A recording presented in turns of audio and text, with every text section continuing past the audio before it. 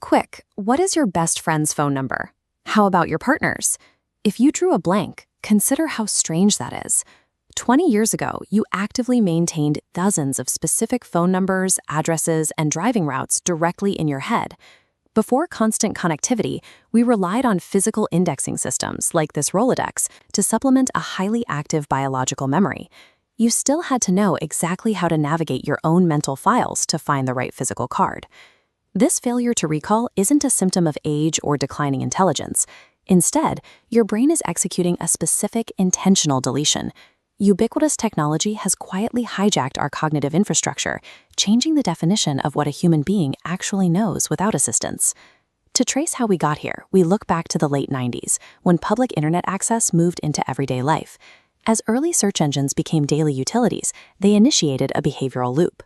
We quickly learned that querying an external server for a trivia fact or a recipe was far faster than digging through a physical encyclopedia. The definitive tipping point occurred when that search bar left the stationary desktop and became an ever-present pocket-sized appendage.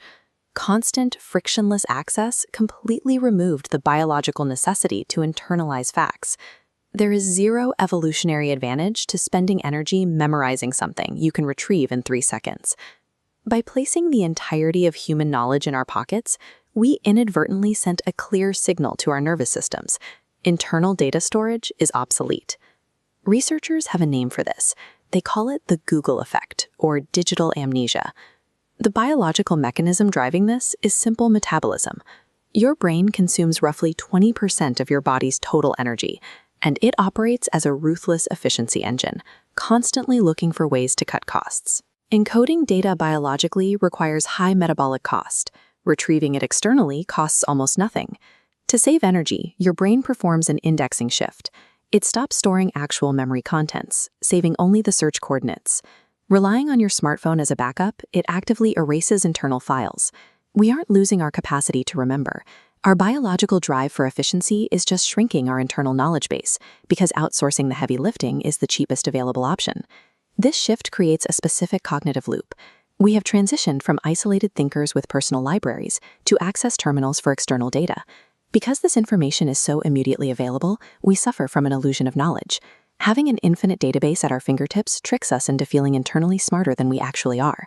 This visualization reveals the stark modern deficit. The external cloud of easily accessible data is expanding exponentially, while our actual biological retention node is rapidly shrinking.